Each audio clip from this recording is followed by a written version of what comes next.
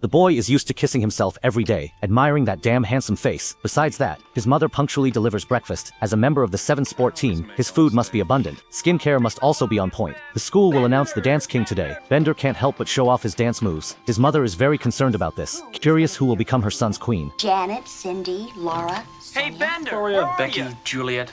Possibilities are staggering. Take Shirley Crater Ace.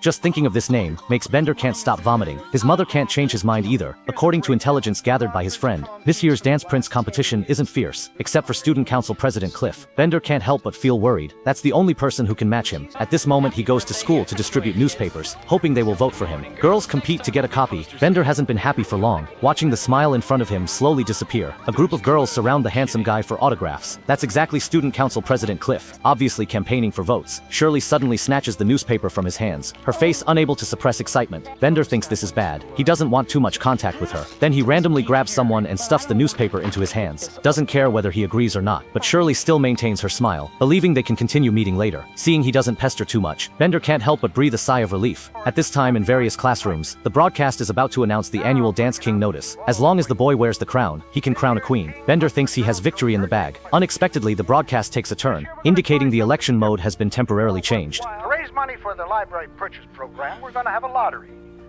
And anyone who sells the most lottery tickets in the next 24 hours will be this year's Rockridge High.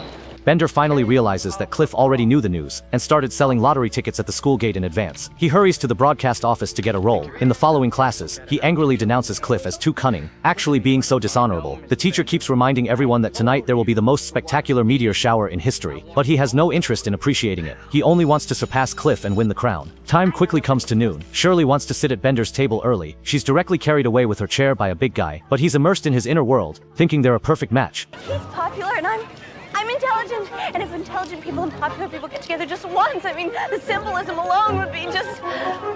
Before she can finish speaking, she's moved to another table, but others don't like Shirley either. They hurriedly packs up and runs away. At this time, Bender starts selling tickets. As the most attractive boy in school, girls have already formed a long line. He tempts them that the more they buy, perhaps they can become the dance queen. Following this routine pattern, he sells more and more tickets. Then he finds other competitors, learning he's selling tickets for Cliff. Bender is greatly annoyed. He tells his brothers to give him an extra meal. Everyone laughs uncontrollably. They're already experienced with bullying. By evening, he calls to Mock, advising Cliff to give up. Kinda like licking an ashtray? You haven't won yet, Bender. Listen, Cliffy, the only thing that can stop me now is an act of God.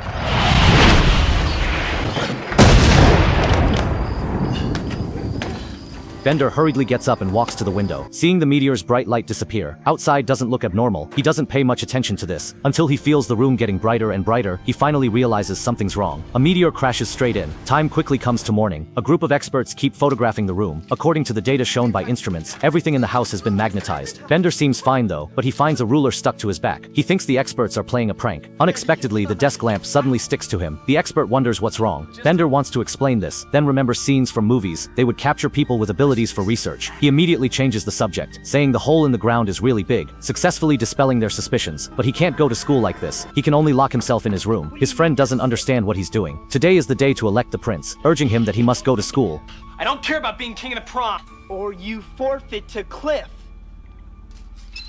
His friend is indeed right. He may not care about being prom king, but he can't let Cliff win. Then he takes out the key to start the car, but directly burns out the keyhole. He has no choice but to walk there. Just wanting to close the door, he gets stuck to it. He finally manages to close it with difficulty. He angrily kicks it. Both feet get firmly stuck. Bender uses force to roll and break free, before he can stand steady. The bicycle behind him gets summoned over. With great effort, Bender finally reaches school, but he forgot about his own magnetic attraction. He loses control and falls to the ground. Seeing him riding the bike upside down, everyone thinks he's doing some kind of performance art. At this time, Bender hands the lottery tickets to the broadcast office, saying he won't participate in the dance. Asking them to announce the results quickly, he needs to hurry home to recover from illness. But the leadership needs to count the receipts. It can't be processed quickly. Bender has to go back to class first. He's like Magneto. Even his classmates' braces don't escape. He finally can't hold it anymore. His body's magnetism starts gradually increasing. Even distant buckets get sucked over. Bender hurriedly pushes them away, but accidentally hits the cabinet. Like giving his scalp a massage, he can only keep rolling. With great effort, he barely breaks free, then returns to classroom for class. Suddenly hearing experts looking for him, Bender gets scared and runs away, definitely exposed. He can only run to the equipment room to hide. But he forgot one thing. This place is almost all metal products, and walls full of spiked shoes. His frightened little brain crashes. He reacts at the last moment. There he is. like to talk to you, Mr. Bender. Bender uses all his strength to break free. He doesn't want to be a lab rat. Then runs frantically outside. Cabinets get opened one by magnetism. Various objects dance in the air. It's also at this time, the broadcast announces lottery statistics results. This year's dance king is Bender. Everyone runs out upon hearing this, just in time to witness his attraction. This matter can no longer be hidden. Bender hurriedly escapes from school quickly, but his body seems stationary. He keeps stepping in place, then gets stuck to the flagpole. Everyone curiously surrounds him. So I'm magnetic. So what? Bender simply admits it openly, earning a round of loud applause. They think this is cool, want him to demonstrate his ability. Bender picks up a piece and throws it out, but this time it doesn't get sucked back. Has his magnetism failed? The expert hurries out from the crowd, comforting him not to panic. Bender, as far as we've been able to ascertain, your magnetism poses no threat to your health. How the hell do you know?